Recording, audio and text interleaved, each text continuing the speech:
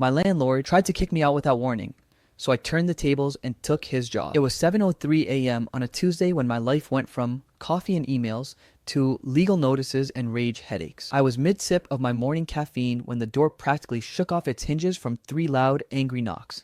You know the kind of knock that says, "I'm not here to chat, I'm here to ruin your morning." Yeah, that one. I opened the door, still in pajama shorts, and there's Carl, my landlord. Or, as I like to think of him, a middle-aged man who somehow manages to look both smug and stressed at the same time. He's holding a crisp white paper like it's a golden ticket. "Morning," he says, without a hint of warmth. "Here's your notice." I take it, glance down, and feel my stomach drop. "Notice to vacate. You have seven days to remove all personal belongings and return the unit in broom-swept condition. 7 days. No explanation, no warning, just get out." What?" I ask, blinking. "Carl, I've never missed rent. The place is spotless. What's this about?" He gives this little shrug like he's doing me a favor. "New management rules, nothing personal, nothing personal." That's what people say when it's very personal. "I've been living here for 3 years," I say, trying to keep my voice steady. "You can't just, it's already in motion." He cuts me off, glancing at his watch like my existence is wasting his precious time. "Look, I don't make the rules. Talk to the office if you want, but it won't change anything." And just like that, he pivots on his heel and walks off, leaving me standing barefoot with my eviction notice and rapidly cooling coffee. Now, here's the thing. I'm not new to Carl's antics. He's the type of landlord who thinks maintenance means taping over a leak and telling you to just don't use that faucet too much. But this was next level. The more I thought about it, the more it clicked. I wasn't the first. I text my downstairs neighbor, Rosa, a sweet older lady who's been here for decades. She calls me within 2 minutes. "Oh, honey, you too?" she says, her voice trembling. "Carl gave me the same paper last week. I don't know what to do." That's when it hit me. This wasn't random. Carl was going after long-term tenants. Why? Because we were all paying less than the new sky-high rates he could charge to fresh renters. I spent the afternoon knocking on doors, chatting with anyone who would talk. Out of the 15 occupied units in our building, 6 had gotten eviction notices in the past month. All long-timers, all paying below market. It was like Carl was running a clearance sale on people's homes. That night, I sat at my tiny kitchen table with a legal pad and my laptop. If Carl thought I was just going to pack up and leave quietly, he'd picked the wrong tenant. Step 1. Document everything. Every call, every text, every conversation. If Carl so much as breathed in my direction, I was writing it down. Step 2. Research tenant rights in our state. Turns out, what Carl was doing wasn't just sleazy, it was probably illegal. Step 3. Look for a paper trail, and oh, did I find one. Our building's maintenance fee had mysteriously doubled last year. Carl claimed it was for safety upgrades.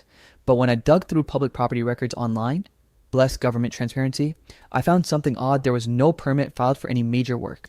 Not a single upgrade, not even a smoke detector replacement. So where did that extra money go? I sat back, staring at the screen, my mind buzzing. This wasn't just an eviction problem. This was a Carl problem. And I just found my first breadcrumb. You know how they say curiosity killed the cat?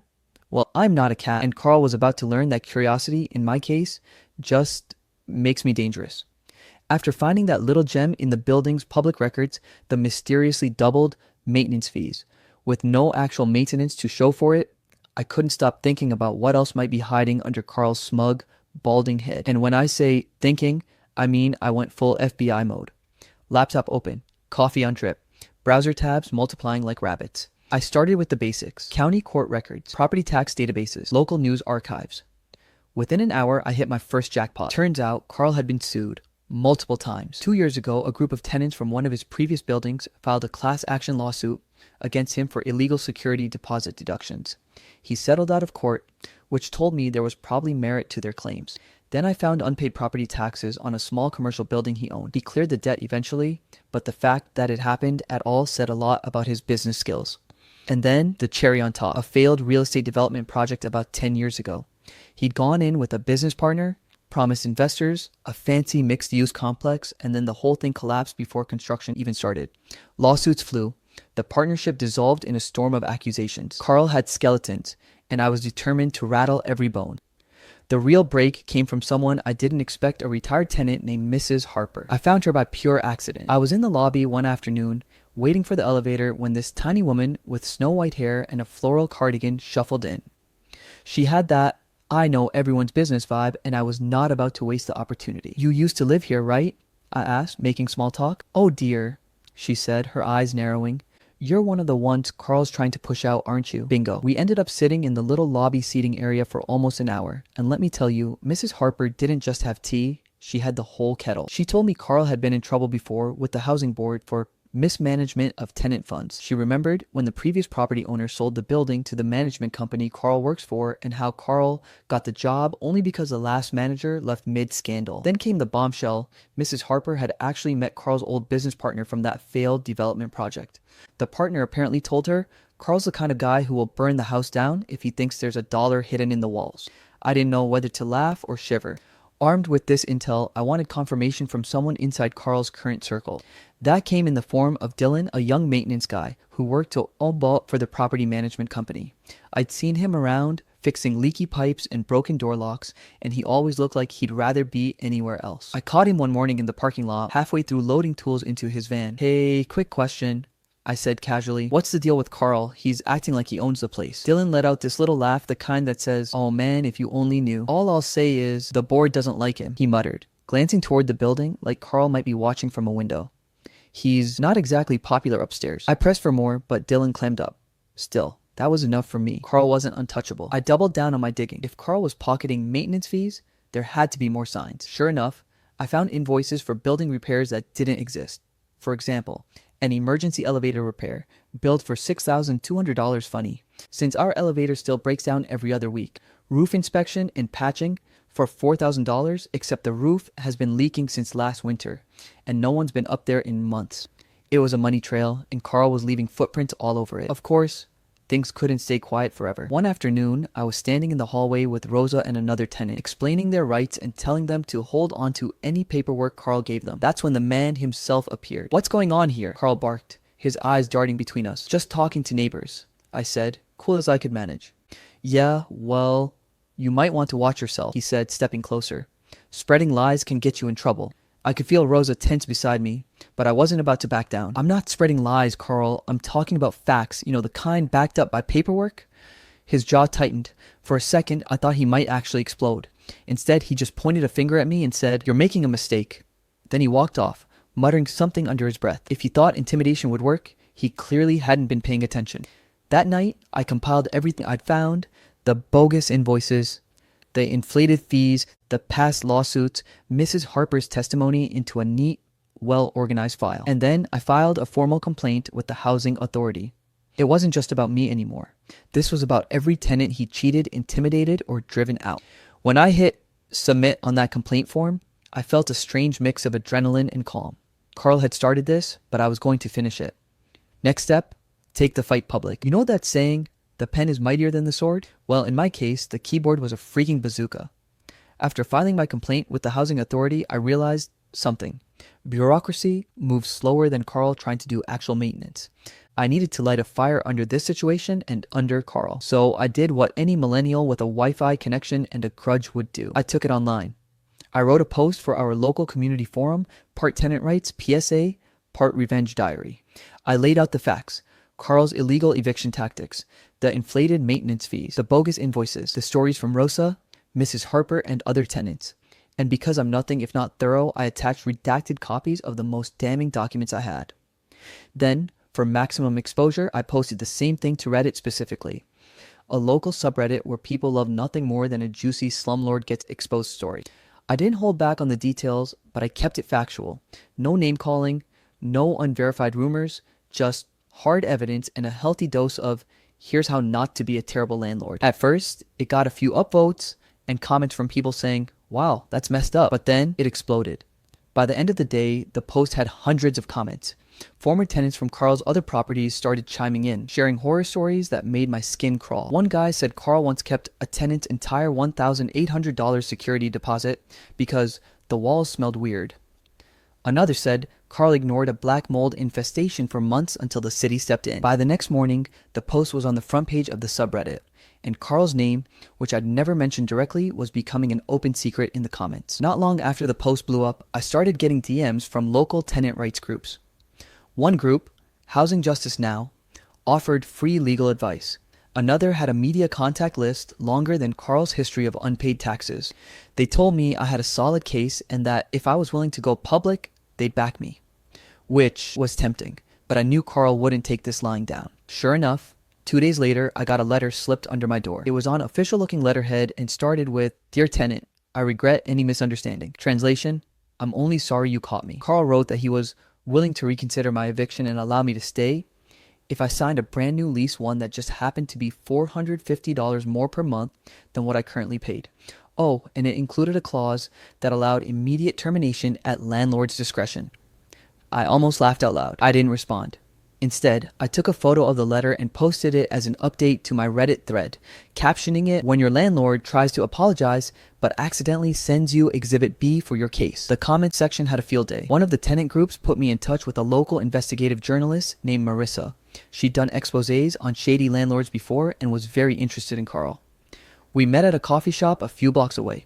I brought every document I had, invoices, emails, the eviction notice, even the audio of Carl's little hallway intimidation song.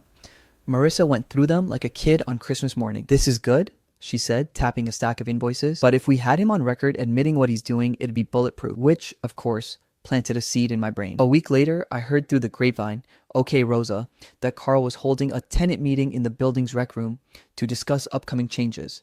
Translation, a group intimidation session. Perfect. I slipped my phone into my jacket pocket, voice memo app already running. I walked in like I was just there to listen. About 15 tenants were scattered around the room, looking nervous. Carl stood at the front with his usual fake friendly smile. He started talking about necessary adjustments to rental agreements and bringing in tenants who can better afford the property's upkeep. And then, like a gift from the universe, he said it. "The reality is, if I can replace one tenant paying $900 with someone paying $1,500, that's just good business. You can't expect me to leave money on the table." My heart was pounding, but I kept my face neutral. I even nodded like I was totally on board with him gutting the building for profit. He went on to basically admit that the evictions were part of a larger plan to upgrade the tenant base. It was like watching a man dig his own grave with a golden shovel. I sent the full audio to Marissa that night. She called me the next day, practically buzzing. "This is it," she said. "With this, they can't spin it. We're running the story." 2 days later, Carl got an official letter from the Housing Authority. Notice of formal investigation into property management practices. I know this because Rosa texted me a picture of him storming out of the office, crumpled paper in hand, muttering something about witch hunts. Meanwhile, my Reddit post had crossed 1,000 upvotes, and Marissa was already drafting the expose that would make Carl's life very, very uncomfortable. For the first time in weeks, I slept like a baby. Because now, it wasn't just me against Carl. It was me, the tenants, the housing authority, and soon the entire city. The first signs of panic. The first hint that Carl's life was about to get a lot less smug came the week after the housing authority sent that notice. I was heading out with my grocery tote when I saw two people in business attire knocking on Carl's office door. They had clipboards, badges clipped to their jackets, and that "We are here to ruin your day, sir" posture. They stepped inside, and through the thin office walls, I could hear the words compliance, documentation, and my personal favorite, possible violations. When I came back an hour later, the door was still closed. Carl emerged a few minutes later, red-faced and muttering, with one of those fake phone calls people do when they don't want to look like they just got wrecked in a meeting. It was the first time I'd ever seen him look small. That night, while catching up with Rosa in the lobby, she casually dropped the biggest bomb yet. "You know Carl doesn't even own this place, right?" she said, sipping her tea like she was talking about the weather. "Wait, what?" "Nope. He's just the property manager. The actual owners are some investment group. They've got a whole board of directors." I swear I felt the universe hand me a gift-wrapped opportunity right then. Because if Carl wasn't the top of the food chain, that meant he had bosses. Bosses who might not be thrilled that their employee was now the star of an incoming expose. With a little help from one of the tenant rights groups, I got my hands on the property management company's contact info. I drafted a polite but pointed email introducing myself, explaining the situation and offering to provide my extensive documentation regarding Mr. Carl's handling of the property. Within 24 hours, I got a reply from the company's operations director. She thanked me for reaching out and set up a meeting at their downtown office, no less. Walking into that office felt like walking into a shark tank, all glass walls and expensive chairs. But I came prepared. I laid out my case like I was presenting at a corporate board meeting. Timeline of events, from the bogus eviction notice to the housing authority investigation. Proof, copies of the invoices, fee breakdowns, and the now infamous audio recording from the tenant meeting. Impact, testimonies from tenants about unsafe conditions and harassment. Solution, why I could manage the building better organized, connected with the tenant community, and invested in actually improving the place. I could tell they weren't used to tenants coming in with a PowerPoint level pitch, but the board members nodded along, scribbled notes, and asked sharp questions. One of them even said, "Honestly, we've had issues with Carl for a while now." Bingo. Of course, word got back to Carl that I'd been in the big kid's office, and he did what every cornered bully does, tried to flip script. The very next week, I got a formal letter accusing me of harassing other tenants and creating a hostile living environment. I almost laughed. Carl, the man who told Mrs. Peterson she probably shouldn't own pets if she can't afford new carpet, was accusing me of harassment. Lucky for me, I'd been keeping receipts. I had timestamps showing every time I'd spoken with a tenant about their rights, backed up by texts where they thanked me for helping them. I even had Rosa willing to go on record that I'd never done anything inappropriate or hostile. I forwarded everything to the board and the housing authority with a subject line that basically read, "Here's your boy making stuff up again." It was like watching a bad reality show where the villain starts losing alliances one by one. Carl started missing scheduled maintenance inspections. He skipped a building walkthrough with the fire marshal. One afternoon, I actually overheard him in the lobby yelling on the phone something about not being appreciated and backstabbers. Tenants noticed too. People who used to keep their heads down started openly complaining about him in the hallways. Then came the final straw, a board meeting where, according to Dylan, the maintenance guy, Carl completely lost it. He apparently raised his voice at one of the directors, accused them of undermining his authority, and stormed out mid-sentence. 2 days later, a letter went out to all tenants. Effective immediately, Carl, last name, has been suspended from his duties as property manager pending further review. I swear you could hear the collective cheer ripple through the building. Rosa baked cookies. Dylan gave me a discreet thumbs up in the hallway. Even Mrs. Peterson's grumpy cat seemed slightly less grumpy. For the first time, Carl's shadow wasn't hanging over us. And for me, the fight was far from over because now there was a vacancy at the top, and I had just spent the last month proving I could fill it. You ever have one of those moments where life feels like it's dangling a golden key in front of you and all you've got to do is grab it before someone else snatches it? That was me when Carl got suspended. The news hit the tenants like an unexpected snow day. People were actually smiling in the elevator. One guy who had lived here for 10 years said, "First time I've seen this place without Carl's scowl in the lobby. Feels weird. Kinda nice." I wasn't going to waste the opportunity. The board called me into a meeting the day after Carl's pending review status went public. It was in their glass-walled office downtown, the kind of place where you can practically smell overpriced espresso and quarterly bonuses. The head of the board, Mrs. Whitmore, was a silver-haired woman who looked like she could cut you in half with her stare, but still knit you a scarf for Christmas. She got right to the point. "We're offering you the role of interim building manager. Temporary, for now." Temporary. My foot. I could already see the door cracked open, and I wasn't about to let it swing shut. The lobby's light fixtures? Half were burnt out. I had them replaced in a day. The elevator that made noises like a dying walrus? Serviced. The pool Carl had padlocked, for safety reasons, since last summer? Reopened, cleaned, and chemically balanced. You would have thought I'd just handed the tenants free gold bars from the way they reacted. I scheduled pest control for every unit. No more surprise cockroach visits for Mrs. Patel in 4B. Security cameras got upgraded. Package theft gone. And because I wasn't a jerk, I actually talked to people, asked what they needed, wrote it down, then actually did it. Crazy concept, right? Within a week, the building felt different. The tension was gone. People weren't avoiding eye contact anymore. Even the kids in the building stopped giving me that "you're one of the bad guys" look. Word started spreading, not just here, but to tenants in other buildings run by the same company. One night, I got an email from a resident in a neighboring property saying, "Any chance you can come fix our building too? Our manager is basically Carl with worse hair." A week into my interim role, I came down to the lobby late one night to lock up and found him. Red-faced, eyes glassy, reeking of cheap whiskey, standing there like a washed-up soap opera villain. "You think you've won, huh?" he slurred. "This is my building." Now, old me might have argued, but interim building manager me, I knew better. I pulled out my phone and started recording. Carl went on a tirade about stupid tenants and idiot board members and how I was a pathetic wannabe landlord. Every second of it, crystal clear audio and video. When he tried to stagger toward the office, I stepped in front of the door. "Carl, you need to leave," I said calmly. "Or what?" he sneered. "Or this video goes straight to the board," I replied, holding my phone up so he could see the little red recording light. He froze, blinked, and then stormed out. Well, more like wobbled out, muttering something about lawsuits. The next morning, I emailed the video to the board with the subject line, "FYI lobby incident with Carl. Recorded." By lunch, I got a reply. "Thank you for forwarding this. We'll handle it." That afternoon, Carl's nameplate was gone from the management office door. Just like that, terminated. Mrs. Whitmore called me in again.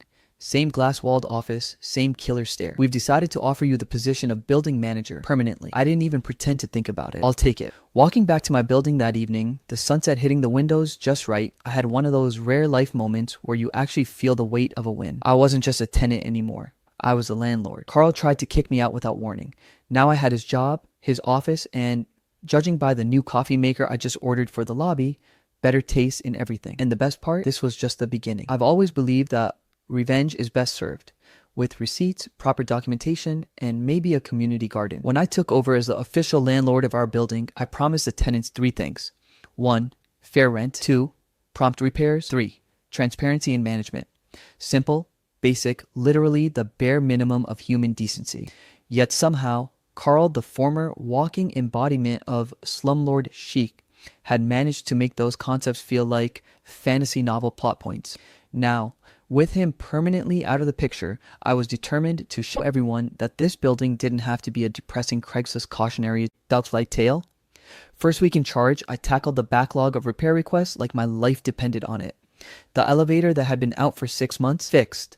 The laundry machines at 8 quarters like some kind of hungry, rusty slot machine, repaired and upgraded to take cards.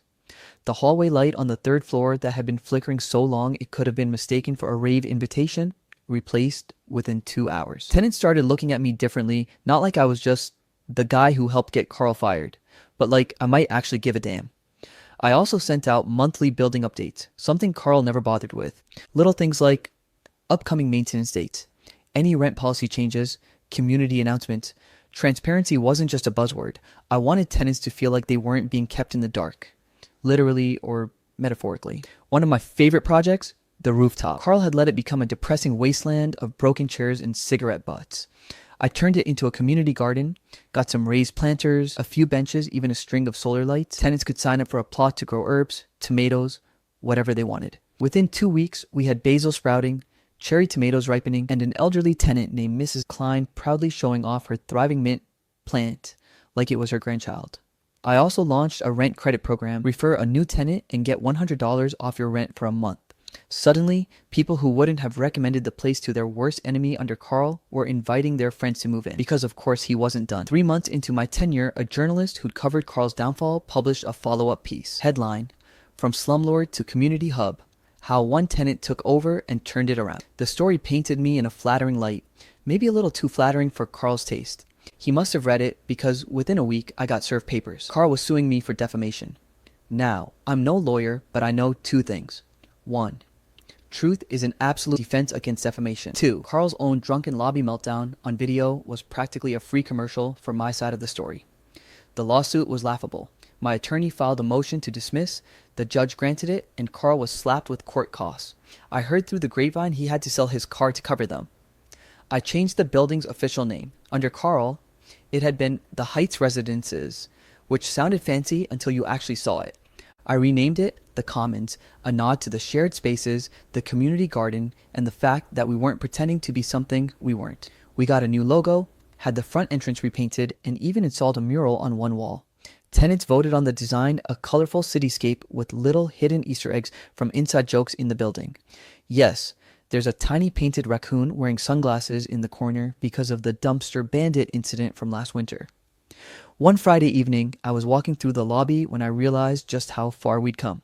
There were fresh flowers on the front desk, placed there by one of the tenants just because she thought it'd brighten the space. The hallway smelled like lavender instead of damp carpet. People were chatting by the mailboxes instead of rushing past each other with their heads down.